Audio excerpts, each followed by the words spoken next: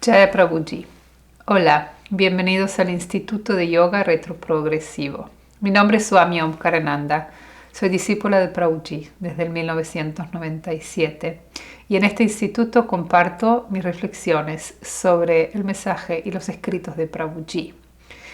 En este curso estoy reflexionando sobre el Tantra, Liberación en el Mundo, un libro escrito por Prabhuji en el cual presenta la sabiduría tántrica en todas sus diferentes etapas, ya que es compleja y sofisticada y el libro tiene muchísima información y riqueza. Dividimos el estudio de este libro en diferentes cursos. En este curso, que es el curso número 4, estamos profundizando en la etapa del Atimarga. Atimarga es una etapa pretántrica. La llamamos la etapa de los ascetas shaivas que se animaron a experimentar con un nuevo tipo de ritualismo y de esta manera crearon las condiciones propicias como para que la revelación tántrica pueda descender. En la clase anterior estudiamos la deidad Bhairava, que va a ser la deidad que reciba la adoración de los ascetas posteriores de la Atimarga y luego va a ser la deidad que revele las escrituras tántricas shaivas. Entonces, la importancia de esta deidad con todo su simbolismo, con todo su aspecto temeroso y mortuorio, con la significación de aquel que destruye el ego y el miedo y nos da la trascendencia, va a ser muy central en este desarrollo. Ya que lo que el tantrismo vino a ofrecer es un nuevo tipo de ritualismo, un ritualismo enfocado en otros aspectos, un ritualismo muy efectivo como para la liberación. Y vamos, antes de profundizar en los diferentes sabores que cada secta vino a ofrecer, quisiera dedicar esta clase para estudiar qué es el ritual. Comencemos. ¿Qué es un ritual? Los rituales son acciones simbólicas, ceremonias o secuencias prescritas de actividades ejecutadas de forma coherente y a menudo simbólica. Pueden abarcar una amplia gama de comportamientos, gestos, palabras y objetos. Los rituales suelen servir para marcar acontecimientos, transiciones o momentos significativos en la vida de una persona, una comunidad o una práctica religiosa. Por ejemplo, bodas, cultos, fiestas religiosas. Los rituales son una serie coherente de acciones simbólicas. Prabhuji habla extensamente sobre el símbolo. Y el símbolo, como él lo define, es aquello que une lo oculto con lo visible, mediante una representación visible que viene acompañada con una explicación audible. Es decir, podemos visualmente percibir el símbolo, pero para comprender su significado necesitamos la narración. La narración es el mito, es la herencia de la riqueza del símbolo que pasa auditivamente de generación en generación. Los símbolos en general, en el contexto del ritual, no son invenciones o son caprichos. Simbólico no quiere decir artificial, sino que quiere decir que posee un significado que está representando una realidad oculta. Eso es el simbolismo que está empapado en los rituales de contenido simbólico. Quien hereda el ritual es aquel que está expuesto a esa dimensión oculta y que para expresarla de manera tal que aquellos que están aún ciegos a esa dimensión puedan captarlo, lo simboliza de una manera que sea perceptible a la vista, a los sentidos, y explica auditivamente cuál es la representación que vienen a recordar. Si nuestro estado de desconexión es un estado de olvido, de amnesia, los rituales son aquellos los que vienen a recordarnos, a despertar algo de esa sabiduría que ya existe y ya tenemos. Es el estado original y primordial de nuestra conciencia, pero confundida y identificada con nuestra existencia temporal egoica. Y es así como el ritual viene a traernos algo que ya sabemos, recordarnos aquello que ya sabemos. Y en el contexto ritual nos conectamos mediante lo que está expuesto con aquello que está oculto. El ritual atrae nuestros sentidos, concentra nuestra atención y nos invita a conectarnos con nuestra conciencia. Y los rituales siempre han sido, en todas las civilizaciones ancestrales, un núcleo central dentro de la vida de una sociedad. Una sociedad, un grupo de gente se unía alrededor de un sistema ritual, y el ritual era una parte muy importante de la vida. Cada etapa en la vida, cada cambio de estado era el nacimiento, daba nacimiento al ritual. El ritual tiene la capacidad de crear una nueva realidad, de una pareja soltera transformarlas en una pareja casada. Tiene esa capacidad de transformación de una realidad a otra, y así es como el ritual de iniciación nos transforma de una entidad egoica a una entidad reconectada y entregada a el sistema de la sucesión discipular.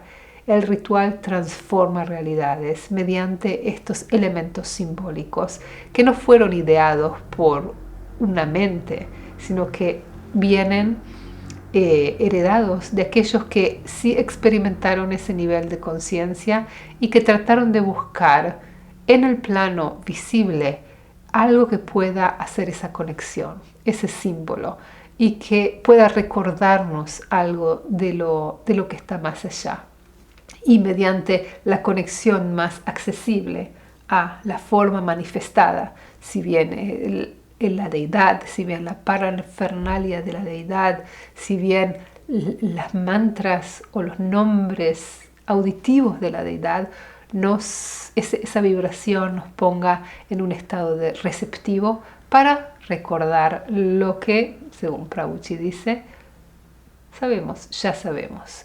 En el yoga retroprogresivo, el ritual ocupa un lugar muy central, y en la vida de Prabhuji siempre fue de capital importancia esas conexiones, esos momentos de intimidad con el más allá que tienen lugar en el ritual. Si alguien ha experimentado el ritual, viene cargado con una magia que quizás nada más puede despertar. Es como que con toda esta herencia simbólica y energética que el ritual trae, uno puede ponerse a tono con la parte más elevada de nuestra conciencia y reconectarse. Y por eso es muy importante comprender cómo el ritual se fue desarrollando. Y si algo vino a renovar el Ati Marga o el Tantra, fue el sistema ritual y el sistema de sacrificios. Por eso, antes de seguir entrando en los detalles de lo que vino a innovar, quisiera que podamos un poco ver el desarrollo del ritual en las diferentes religiones y en las diferentes etapas del hinduismo. Encontramos rituales en las diferentes religiones del mundo. Por ejemplo, en el hinduismo vemos la puja o la adoración, que es un culto ritual que involucra ofrendas, oraciones y devoción a las deidades. También tenemos el yajna, que es el sacrificio de fuego, un ritual que incluye la ofrenda de diversas sustancias al fuego sagrado, que simboliza la purificación y la transformación. El judaísmo es un sendero espiritual empapado de rituales. Por mencionar solo dos, tenemos el Shabbat, que es la observancia semanal del descanso, un día para el culto, para la introspección, para la dedicación a la unión, a celebrar la unión con el Creador. Y tenemos muchas fiestas, por ejemplo la Pascua o Pesaj, que es una comida ritual que conmemora el éxodo de Egipto. El budismo emergió como un sendero espiritual reaccionario hacia el ritualismo védico y canceló el sistema védico ritual para concentrarse en rituales de meditación, que es una práctica para alcanzar la iluminación y la paz, es una práctica introspectiva. Aún así, también veneran al Buda y le ofrecen ofrendas y oraciones a los bodhisattvas y a los monjes. También el cristianismo es muy rico en rituales, por ejemplo el bautismo, que es la iniciación a la fe cristiana mediante la inmersión en agua o el vertido de agua sobre el creyente. También tenemos la Santa Comunión, que es un ritual que implica el consumo de pan y vino para simbolizar el cuerpo y la sangre de Jesucristo. Por último, el Islam también tiene muchísimos rituales, como por ejemplo el Saum, que es el ayuno durante Ramadán, que es ayunar desde el amanecer hasta el atardecer durante el mes sagrado de Ramadán. También tenemos el Hajj, que es la peregrinación a la Meca, un ritual obligatorio para los musulmanes que estén física y económicamente capacitados para realizarla. Es fascinante ver cómo el mismo principio, que es ese simbolismo de reconexión a la trascendencia, se expresa de diferentes maneras, con diferentes sabores, pero siempre respondiendo a esa curiosidad humana de nuestros orígenes. ¿Cómo me puedo reconectar?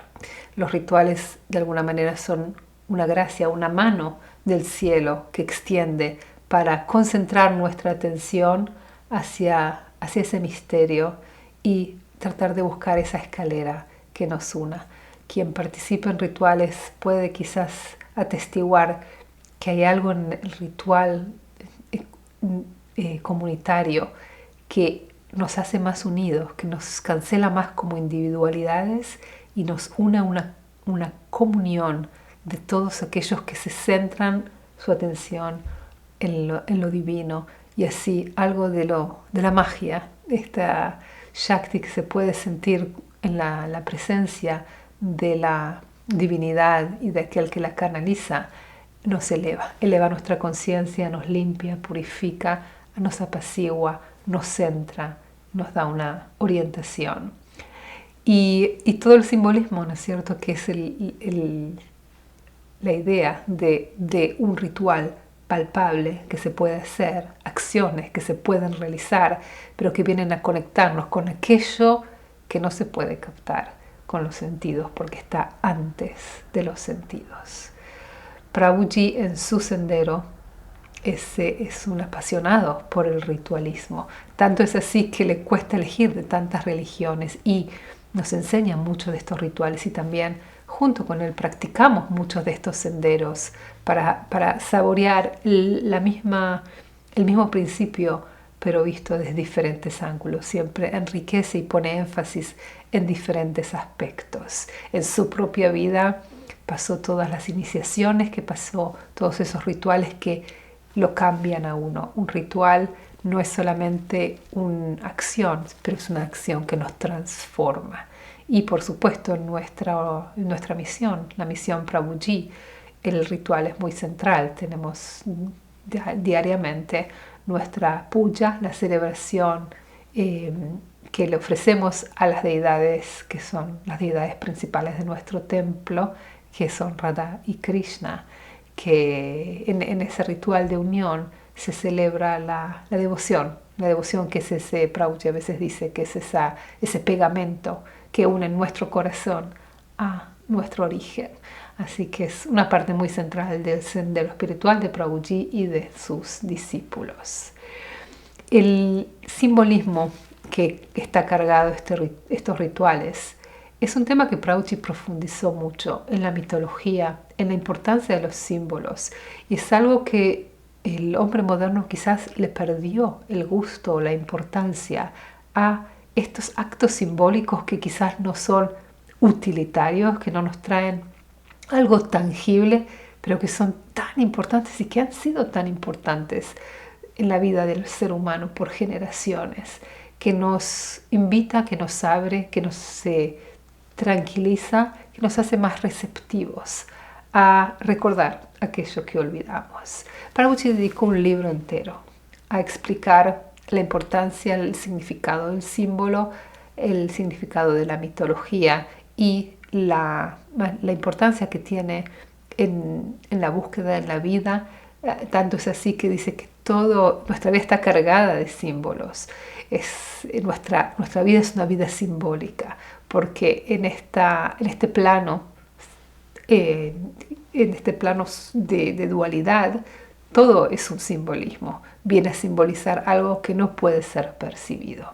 Así que en el libro El giro simbólico, Prabhupada explica esto extensamente y recomiendo mucho este libro. Voy a traer aquí solo un párrafo que nos dé un poco una apertura a cómo Prabhupada ve el simbolismo. El conocimiento del mito es la llave de la caja de Pandora, liberando el entendimiento de los orígenes y concediendo el poder para tejer y moldear el destino de las entidades.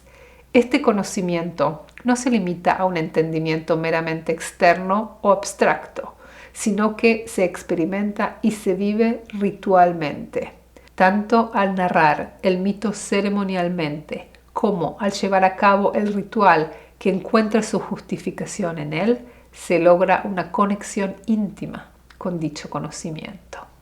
Estas palabras Prabhupada las trae dentro de un contexto muy grande y profundo en el cual explica nuestra condición humana, cómo captamos la realidad, quiénes somos, nuestra relación con el misterio, con lo oculto. Pero dice sí, el ritual viene a describirnos algo de nuestros orígenes y por eso ya nos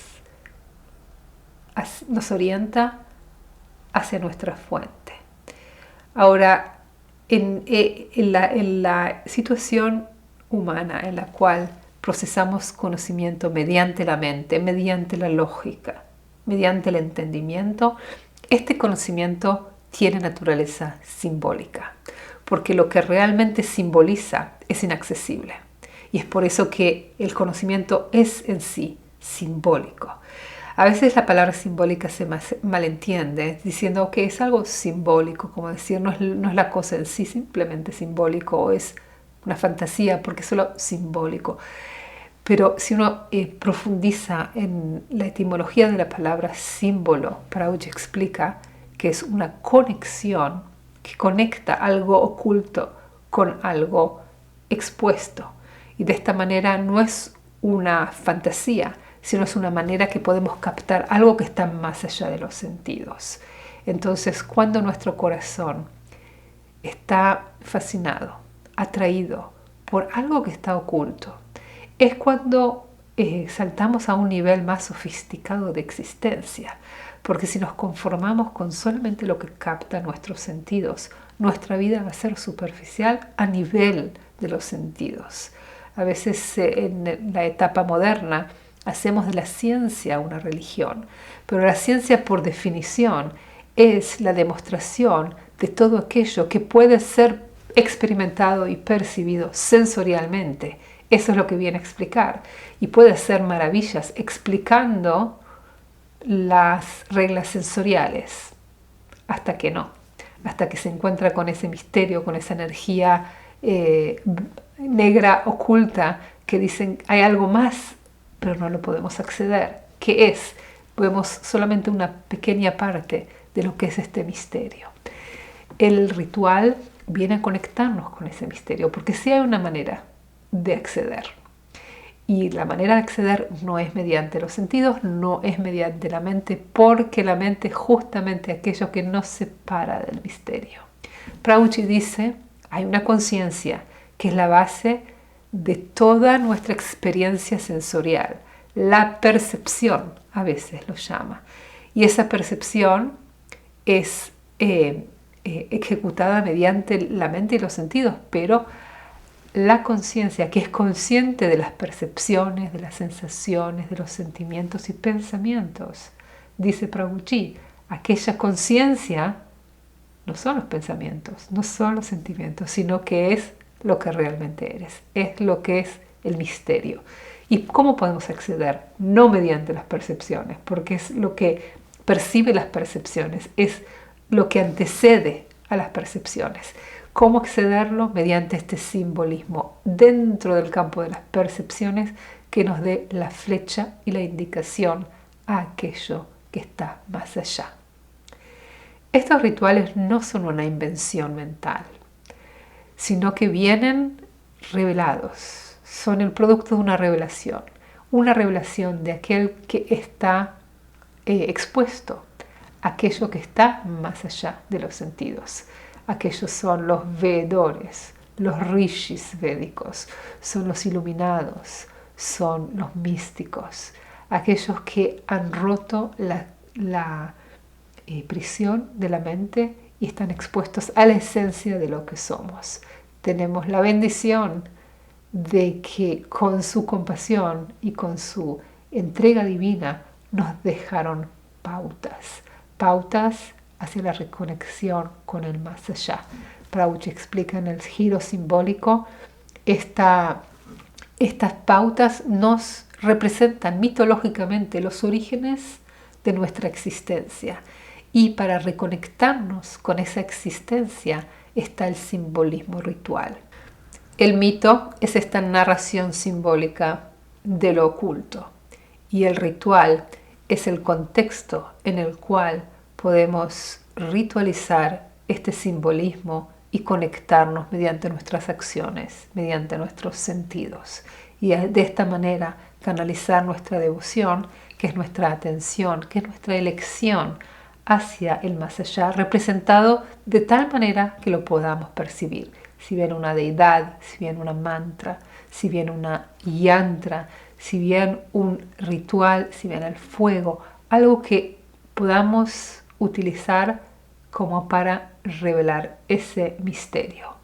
Prabhuji dice, de esa manera, la manera que nos conectamos al ritual va a ayudarnos a, en vez de ser víctimas de las circunstancias, canalizar nuestra atención hacia el misterio que nos permita, en definitiva, ser partícipes de este origen. Porque si yo me identifico con el cuerpo y con la mente, mi vida va a ser una consecuencia de todo lo que escuché, de todo lo que me convencí, de todo lo que se condicionó mi mente.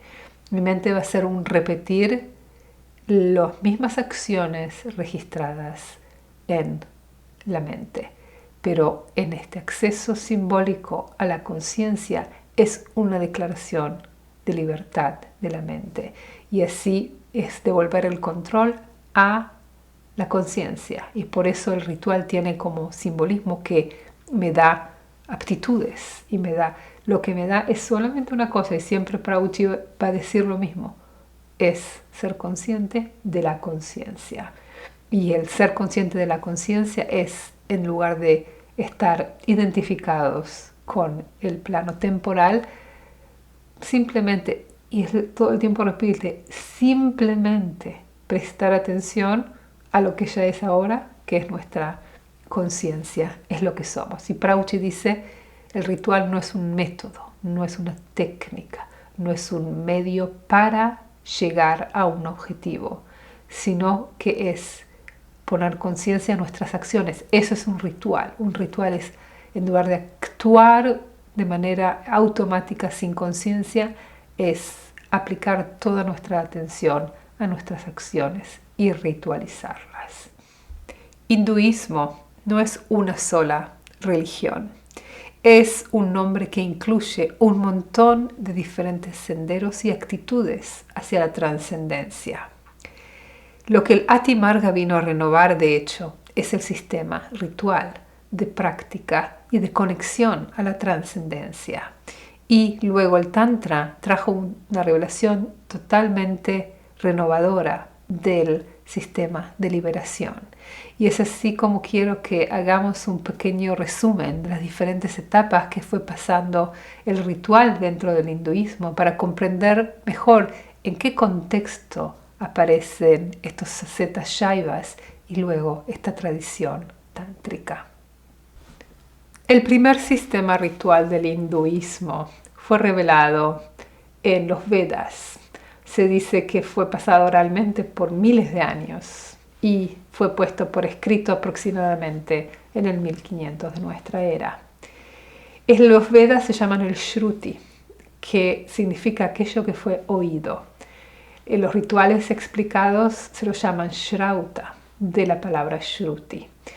Allí se explican los yajñas védicos, son ritos exotéricos que incluyen deberes y creencias. El primer sistema ritual del hinduismo fue el sistema védico, revelado en los Vedas, que fue el Shruti, aquello que fue oído. ¿Oído por quién? Por los veedores. Los veedores, los rishis, que escucharon estas instrucciones y las transmitieron por generación, oralmente, por milenios, hasta que fue puesto por escrito. El sistema védico es exigente, es detallado, es meticuloso y tiene que ser practicado con suprema exactitud. Se practica para conservar el orden cósmico y para conectarse con el misterio. El panteón védico incluye diferentes deidades mayormente asociadas con fuerzas de la naturaleza. Y es así como para poder sobrevivir la armonía que tenemos que tener con las fuerzas de la naturaleza. Se cree que el ritual védico nos permite crear esa armonía y benevolencia. Para repetir las mantras con exactitud, la casta brahmana era aquellos que realizaban los rituales y aprendían estas mantras desde muy temprana edad y aprendían todo el sistema ritual. En general, estos rituales tenían lugar a la intemperie, en un lugar en la naturaleza, y eran exotéricos, estaban realizados para el beneficio de toda la sociedad. Los Vedas dividían la sociedad en el Varnashrama, 4 varnas, 4 ashramas, 4 castas y 4 etapas de la vida. Y cuando la sociedad seguía en armonía estas pautas del Varnashrama, la división de la labor y las etapas del desarrollo de la vida espiritual, y el ritual védico tenía lugar para armonizar con el orden cósmico, se creía que esa era la prosperidad de la humanidad. El problema con estos rituales era que eran muy exigentes. Algunos hasta 1 año de largo tenían. Y para realizarlos se necesitaba también un apoyo económico para toda la exigencia del sacrificio que implicaban. Y es así como los reyes de su época eran mayormente aquellos que promovían estos rituales para lograr la paz y la prosperidad en sus reinos, y mantenían a los sacerdotes y proporcionaban las necesidades materiales para estos rituales. Con el tiempo, este exigente ritual védico fue decayendo porque ya no había los medios ni la capacidad para seguir realizándolos. Y es así como vemos la transformación de este ritual en una versión más simplificada. Puranas. Los Puranas son parte de la literatura Smriti, que es aquello recordado. El Purana propone los rituales Smarta, que vienen de la palabra Smriti. Incluye Homa, ofrendas de fuego, y Puja, el culto ritual. Los Puranas son parte del Smriti. Se llama lo recordado porque es la tradición, que es recordada generación tras generación y que fue puesta por escrito por aquellos autores que transmiten esta tradición. Los Puranas tienen toda la mitología de los dioses del panteón puránico. Estos dioses tienen menos relación con las fuerzas naturales y más personalidad, más una representación antropomórfica de la trascendencia. Y de esta manera permiten según el nivel de conciencia de la humanidad actual, conectarse con algo que me identifico. Y es así como los rituales de estar en la naturaleza ya pasaron al contexto del templo. En el templo es como la casa de la deidad, y la deidad allí puede ser adorada mediante también gente casada, y también representa como una elevación de mi propia casa, de mi propia pareja, en un nivel divino en el contexto del templo. Tenemos diferentes corrientes en los Puranas, el Shaivismo, el Vaishnavismo, y también tenemos la adoración en la casa. Se puede hacer puja en la casa. Homa es la adoración al fuego sacrificial. Toda esta versión son versiones más simplificadas. Se consideran todavía védicos porque provienen, no son védicos, pero son provenientes del sistema védico, en acorde y en armonía con ese sistema. Pero también los objetivos de estos rituales fueron cambiando. Los Puranas tienen como objetivo desarrollar la devoción. Es un sistema ritual basado en la devoción y también la prosperidad, pedir favores como para prosperar en el plano dual. Y dentro de estos bhaktas, dentro del Shaivismo, hubo aquellos buscadores que no se conformaron con este tipo de ritual smarta, que les parecía quizás beneficioso para desarrollar ciertos méritos, pero no para la liberación. No era suficiente, estaba muy suave, o sea, perdimos algo en el camino, y vinieron a ofrecer una dedicación más intensa y eligieron el camino del asceticismo. Son las sectas ascetas shaivas. Por supuesto, al principio eran brahmanas, o sea, los mismos brahmanas que eran aquellos que conducían los rituales, aquellos que contaban las historias puránicas.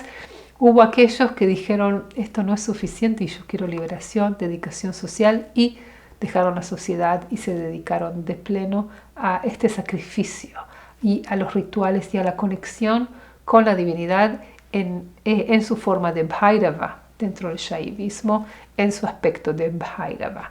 Y vemos un poco de qué se trataban sus rituales. Atimarga pretántrico.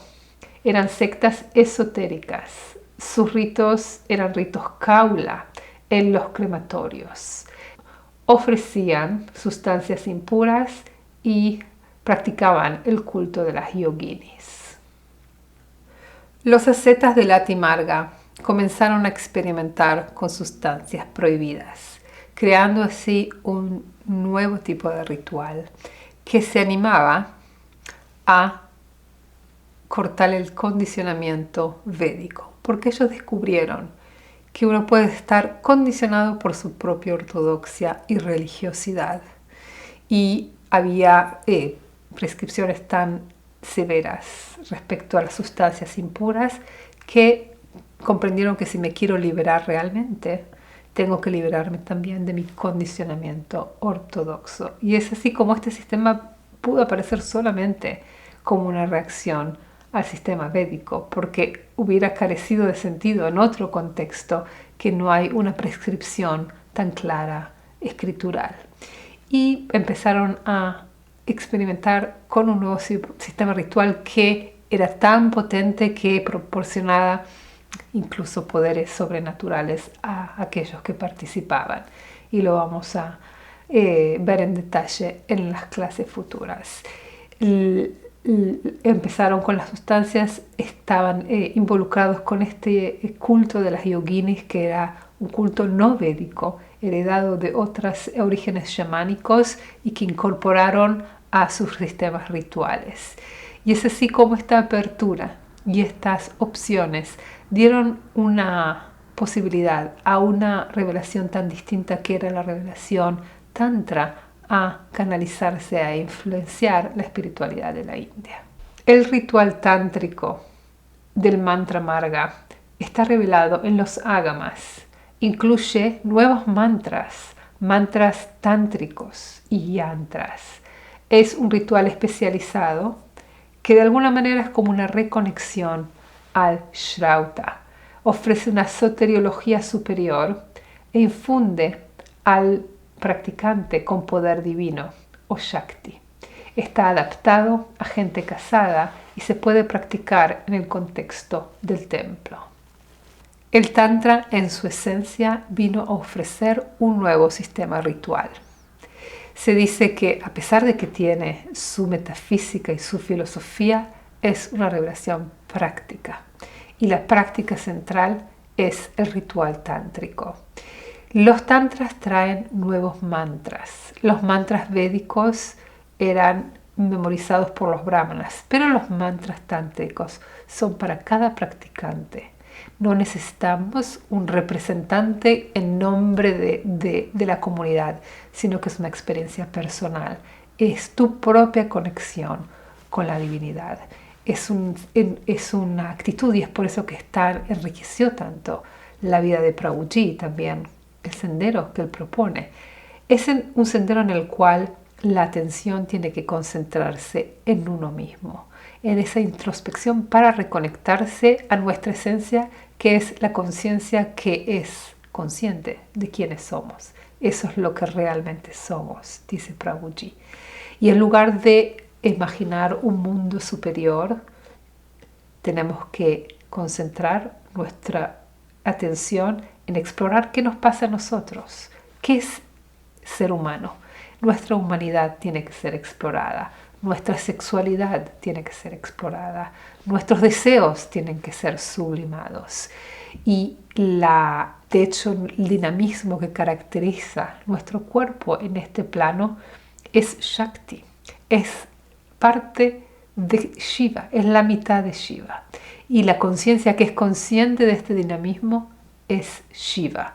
Y Shiva y Shakti tienen que unirse, porque la separación es el sufrimiento y la unión es la realización de la dicha. ¿Y dónde pueden unirse? En ti, en mí, en esta experiencia personal de ser humano. Y si aplico conciencia al dinamismo de mi vida, voy a permitir la unión de Shiva y Shakti. Y todo el sendero del Tantra son simbolismos y rituales que representan esta unión. Si ven Kundalini, si ven los chakras, si ven los centros, si ven los yantras, que son representaciones gráficas que crean armonía y unión. Y los mantras son la vibración de la deidad que mediante una experiencia auditiva me pone en sintonía para sintonizar la trascendencia. Es un sistema que hizo un terremoto en toda la espiritualidad existente. Primero cambió totalmente el hinduismo. Si bien fue una revelación no védica paralela a los Vedas, en definitiva se terminó uniendo con los Vedas, porque como dijimos, la intención de los tantras era ofrecer un ritual especializado a aquellos que tenían un interés en darle a los rituales y a su vida espiritual un lugar más central e invertir más en esta conexión con la divinidad. Y como lo veían, era una secta esotérica, es decir, que uno tenía que ser iniciado y aceptado en este sendero para estar expuesto a este conocimiento.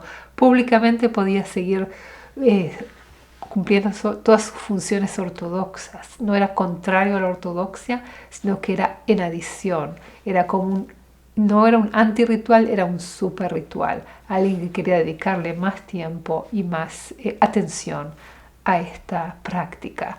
Y lo vemos como influyó todas las religiones existentes, porque trae guías para la trascendencia. Si bien en forma de meditación, de introspección, de cómo canalizar la energía, de cómo sublimar la energía sexual, de cómo toda la práctica es el origen de la práctica corporal que vemos en el yoga, más adelante, la práctica de la energía mediante la respiración. Trae todo un sistema sofisticado con deidades, con rituales, con repeticiones, con prácticas. Y es así como el budismo se vio influenciado. Dijimos antes que el budismo vino como una reacción contra el ritualismo del Karma Kanda, así como lo vemos también con Shankaracharya, que vino a traer un sendero, un darshana, Dvaita Vedanta, que se opone al Karma Kanda. Karma Kanda era la actitud que uno tiene que hacer un ritual para recibir a cambio los resultados de sus acciones. Un ritual es una acción positiva y como resultado va a recibir mérito o prosperidad. Esta actitud, digamos, como comercial, esto es lo que vino a criticar Shankaracharya, y también en el budismo vemos la condena de todo sacrificio animal. Pero el budismo, a pesar de ser tan introspectivo, se vio influenciado por esta revelación y vemos cómo nació una nueva rama del budismo que se llama Vajrayana, que es el sendero del diamante, que permite la incorporación de rituales y de deidades y de mantras y de mandalas, que son todas manifestaciones externas, no solo introspección y meditación, sino expresiones externas que nos permite crear una armonía, y esto es lo que hoy llamamos el budismo tibetano. Y también el jainismo se vio influenciado, y en definitiva también el vaishnavismo, que era el sistema devocional, y el shaivismo de los Puranas, el sistema Smarta, y creando tantos linajes, tantos iluminados y tantas diferentes actitudes que las vamos a estudiar más adelante. Tantra no dual del Kula Marga fue una fusión del Tantra y el Kaula, una domesticación de las prácticas yoginis, y se centró en el eroticismo estético de la unión sexual. Tenemos la práctica del Ati Marga y el ritual traído por los Kapalikas. Tenemos el desarrollo tántrico de los mantras y los yantras. Y tenemos el desarrollo de un linaje que fue muy influencial, que fue el linaje de Matsyendranath, que lo llamamos como el fundador del Kaula, del Kaulismo. Matsyendranath es bastante evidente para los estudiosos que proviene de la cultura de los crematorios, de los Kapalikas, pero lo que hizo fue un reformador de esa cultura. Limpió la práctica de las yoginis de todos los elementos mortuorios que eran un obstáculo para tanta gente que no podían superar ese rechazo y no podían beneficiarse con la potencia de este ritual. También cambió el asceticismo, que era una práctica que era purificatoria extrema del karma, y lo transformó en el ritual Kaula. El ritual Kaula fue la renovación, de hecho, del kaulismo, tomando esta herencia de los Kapalikas y domesticándolo de manera tal que también las parejas casadas podían practicarlo. Es así como incluso quien era célibe no podía practicar el kaulismo porque el ritual incluía el intercambio sexual. Entonces este ritual nuevo, que era un ritual estético, la misma potencia pero de manera estética, se centraba en esa unión de la dualidad, de los pares de opuestos. Los Kapalikas influenciaron muchas de las sectas de la etapa del mantra marga, y lo que hizo Matsyendranath es de alguna manera influenciar el desarrollo posterior de estas, influyendo y creando la etapa del Kula Marga, que es una etapa en la cual algunas de las sectas agregaron un sistema ritual más, purificaron, lo vieron como un ritual superior al del mantra marga, combinando todas las pautas y los principios del kaulismo, que lo vamos a estudiar en las próximas clases. El último viernes estábamos en el cuarto de Prabhuji. Y Prabhuji me preguntó, ¿en qué estás? ¿Qué estás estudiando? Y le comenté que estoy preparando mi conferencia sobre los rituales y los sacrificios en las diferentes etapas del hinduismo. Y era un día de otoño, un día de lluvia torrencial, y sentí que, así como lo dije, se abrieron los cielos y me cayó una lluvia de bendiciones. Prabhuji haciendo una presentación fascinante de los principios y la profundidad de la importancia de los rituales. Dijo muchísimas cosas y voy a compartir una de ellas. Me citó el Bhagavad Gita, el capítulo 9, verso 26, que dice así: Patram pushpam palam toyam yome bhaktya prayachati tad aham bhakti uparitam ashnami prayatat manaha. Si alguien me ofrece con devoción una hoja, una flor, una fruta o incluso agua, aceptaré ese objeto ofrecido con amor por mi devoto en conciencia pura. Y así explicó Prabhuji. Este verso explica el ritual. Está dicho en el Bhagavad Gita por Krishna, en el cual él explica cómo realizar el ritual. Y dice cuáles son las cosas que él va a aceptar en la ofrenda ritual. Patram. Patram es una hoja. Todo lo que es el simbolismo ritual tiene su significado y tenemos que saber leer el esoterismo y el misterio que estos rituales contienen. La hoja es la continuación, es la descendencia, es lo que emerge del árbol. Cuando uno ofrece la hoja al origen de las hojas, al origen que es Krishna, al origen de todo el universo, uno está ofreciendo todo lo que procede de mí, toda mi descendencia, todas mis consecuencias, todo lo que produce y se origina en mí, se lo devuelvo al origen. Patram pushpam. Pushpam, dice Prabhuji, son las flores. ¿Cuál es la función de las flores en un árbol?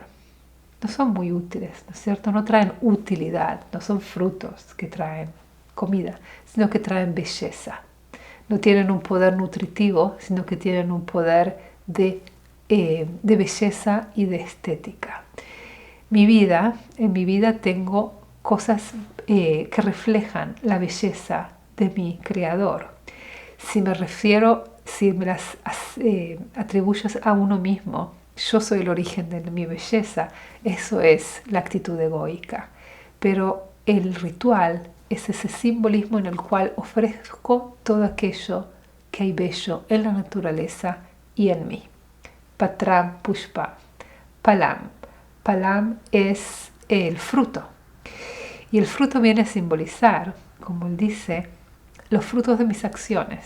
En general, el ego es aquello que se considera el origen de sus acciones y es por eso que se atribuye todo fruto de sus acciones. Y es así como el karma sigue generándose, porque mientras me considero el origen de mis acciones, tengo que venir y pagar por el resultado de mis acciones. Incluso acciones meritorias, pero soy el origen. Pero el liberarse del karma es darse cuenta que no soy el origen de mis acciones, soy el testigo de mis acciones. Y en el ritual simbólicamente ofrecemos el fruto, las frutas del universo y de mi vida de vuelta al origen de todas las acciones, simbolizado en el Bhagavad Gita como la deidad de Krishna. Patram pushpam palam toyam. Toyam es agua. Prabhuji dice, ¿acaso Krishna no tiene agua? ¿Necesita realmente que yo le ofrezca agua? El ofrecimiento a Krishna no es un ofrecimiento de algo que le falta, pero es un ofrecimiento de devoción. Patram pushpam palam toyam. Bhaktya. Bhakti. La devoción. La devoción es aquello que Krishna no tiene. Es lo único que puedo darle a Krishna que él no se puede dar a sí mismo. ¿Por qué? Porque Krishna crea esta separación entre la totalidad y la parte entre la deidad y el devoto, porque solamente en la separación puede haber una relación de devoción. Y la devoción es la elección de la parte de ofrecerse hacia el todo.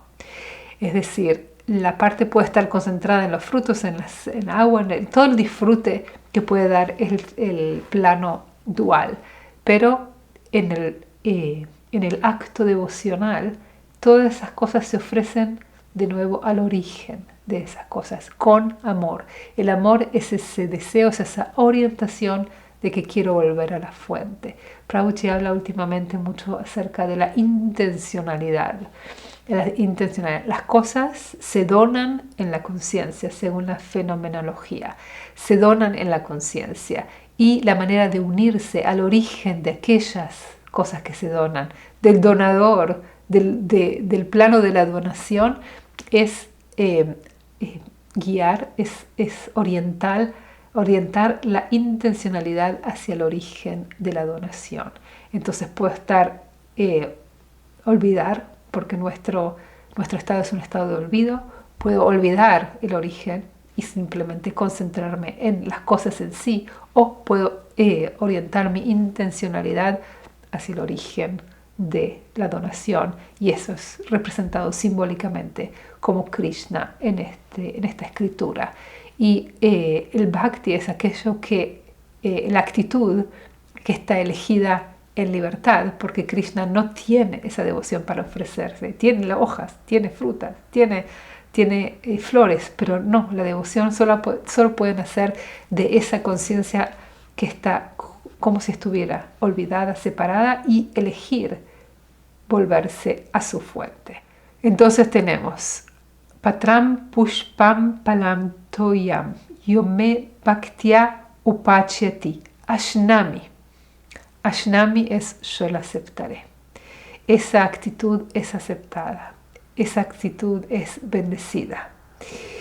Y la devoción es aquello que uno ofrece sin esperar nada a cambio. Esa es la devoción pura. Si yo ofrezco algo para recibir algo, a eso Krishna no lo llama devoción. Eso es interés, eso es negocio, eso es estar atento a los resultados. Cuando uno ofrece algo con devoción, no espera un resultado. A ese devoto que me ofrece con devoción, yo también lo bendigo, como dice Krishna en el verso 4.11. Yo le doy mi reciprocidad a aquel devoto que me ama y que orienta su amor, su deseo, su intención, su devoción hacia el origen, porque ahí nos unimos. El yoga retroprogresivo dice que no hay nada que tengamos que hacer para ser lo que somos. El ritual no es lo que me va a ofrecer, no hay técnica, no hay método, no hay práctica que me dé lo que ya tengo. No hay nada que me pueda dar lo que ya tengo, porque no es necesario recibir. Pero la orientación me va a dar la apertura a despertarme de este olvido, de este sueño, de esta anestesia que es la identificación egoica.